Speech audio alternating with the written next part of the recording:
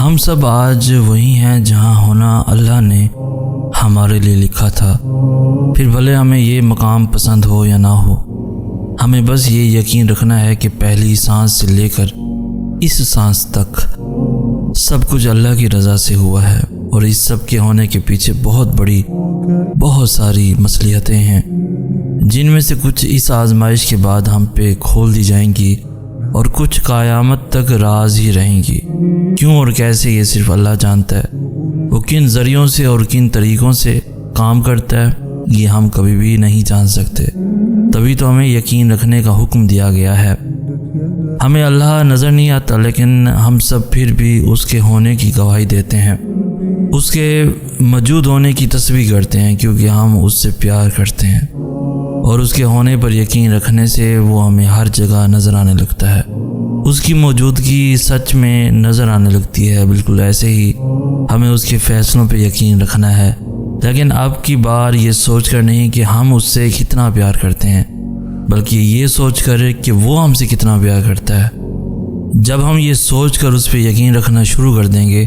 تو وہ ہمارے یقین کو ہی ہماری حقیقت بنا دے گا۔ پھر جیسے اس کے ہونے کا احساس ہوتا ہے، ویسے ہی اس کے معجزوں کا احساس بھی ہونے لگے گا، اور ایسے چٹکیوں میں سب بدل جائے گا کہ پتہ بھی نہیں چلے گا۔ اللہ سے بہتر انتخاب تمہارے لیے کوئی بھی نہیں کر سکتا۔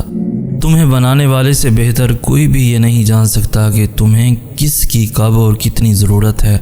تو کبھی یہ مت سوچنا کہ اللہ بے خبر ہے تم سے، یا اسے پتہ ہی نہیں ہے کہ تمہیں کیا چاہیے، کیونکہ تمہارے ذہن کا حصہ ہونے سے پہلے تمہاری حسرتیں اور خواہشات اللہ کے علم کا حصہ ہوتی ہیں،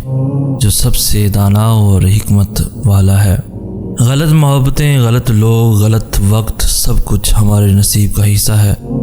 اگر آپ کو کسی غلط انسان سے محبت ہو جاتی ہے تو اس میں آپ کی غلطی نہیں ہے، سمجھ لیں کہ وہ بس آزمائش تھی اللہ کی طرف سے۔ اگر آپ کو اب تک محبت نہیں ملی تو اس کا مطلب یہ نہیں کہ آپ میں کوئی کمی ہے یا آپ برے ہیں، اس کا مطلب یہ ہے کہ اللہ نے آپ کے لیے بہت خاص محبت رکھی ہوئی ہے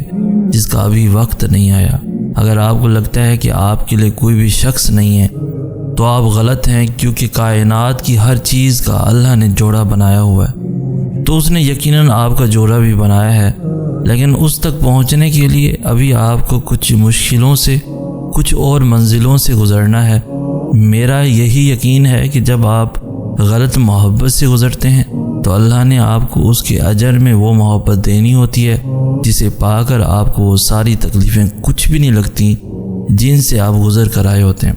پھر آپ اس پوائنٹ پہ آ کر کہتے ہیں کہ یہ اجر تو ان تکلیفوں سے بہت بڑا ہے۔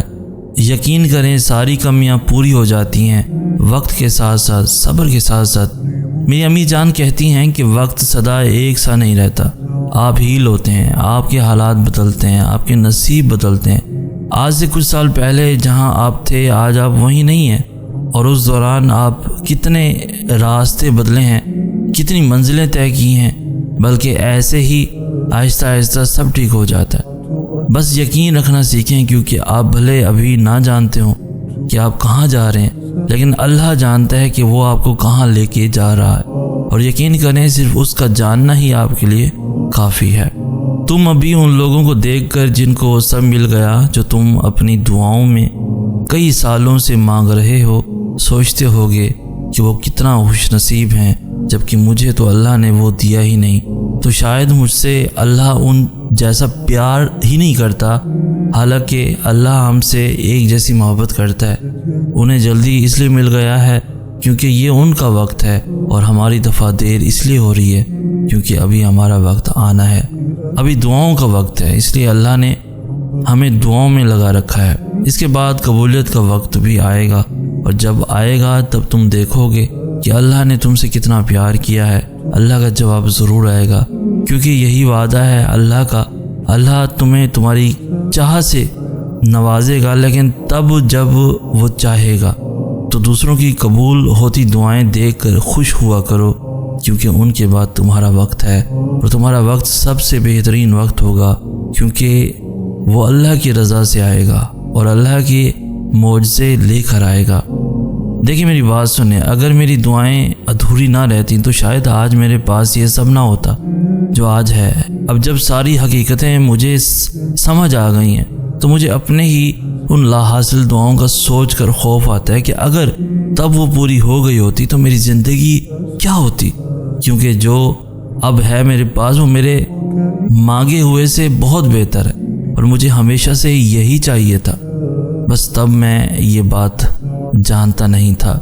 لیکن میرا اللہ جانتا تھا، اور اس نے مجھے وہی دیا جس کی مجھے سب سے زیادہ ضرورت تھی۔ پھر بھلے شروع میں مجھے وہ چیزیں بری لگتی تھیں، لیکن اب میں ان کے ساتھ بہت خوش ہوں،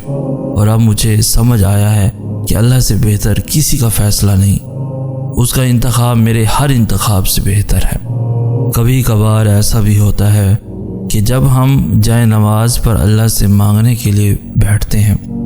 تو نہ آنکھوں سے آنسو نکل پاتے ہیں، نہ ہی زبان سے کوئی بھی دعا لفظوں کی شکل میں کہی جاتی ہے۔ بس عجیب سی کیفیت ہوتی ہے، دل تو تب چیخ کر کہہ رہا ہوتا ہے کہ یا اللہ اب آپ کے کن کی ضرورت ہے، لیکن لب اس درد کو بیان کرنے سے قاصر ہوتے، اور پتہ ہے اس لمحے تمہاری اللہ سے نہیں، تمہارے دل کی اللہ سے گفتگو ہوتی ہے، اور جب ٹوٹا ہوا دل خود اللہ کی بارگاہ میں جا کر اپنی کرچیوں کو سمیٹنے کے لیے التجا کرتا ہے نا، تو اللہ اس کے لیے اپنی مدد نہیں بھیجتا، بلکہ اللہ خود اس کی وہ کرچیاں سمیٹتا ہے۔ اللہ تب وسیلے نہیں بناتا، بلکہ اللہ خود وسیلہ بن جاتا ہے۔ تمہاری یہ خاموشی اللہ کے ہاں بڑا زور کا شور مچا دیتی ہے، اتنا شور کہ آسمانی خلق ساری اس چپ کی آواز سے چونک اٹھتی ہے، اور پھر وہ ساری خلق تمہارے حق میں اللہ سے دعا کرتی ہے اور فریاد کرتی ہے کہ یہ جو درد سے تڑپ پڑا ہے، یا رب اسے شفا دے دے، اس کے لیے کن فرما دے۔ جب آسمان تمہاری آواز سے لرز سکتا ہے تو سوچو اس رب کی کیفیت جس نے فرمایا میں تمہاری شہرک سے بھی زیادہ تمہارے قریب ہوں۔ سوچو تمہاری جس خاموشی کا شور عرش تک پہنچ سکتا ہے، اسے کیا تمہارے دل میں رہنے والے اللہ نہیں سن سکے گا؟ وہ سب سنتا ہے، وہ سب جانتا ہے، تب بھی جب تم کہتے نہیں، اور تب بھی جب تم کہنا نہیں چاہتے۔ وہ دھڑکن ہے اور وہ دھڑکنوں کی سنتا ہے، پھر ایسے معجزے کرتا ہے کہ دل پھر سے جی اٹھتا ہے، دھڑکنیں پھر سے بحال ہو جاتی ہیں، اور ویران آنکھیں شکر سے بھر جاتی ہیں، پھر کرچیاں بھی سمٹ جاتی ہیں اور شفا بھی مل جاتی ہے۔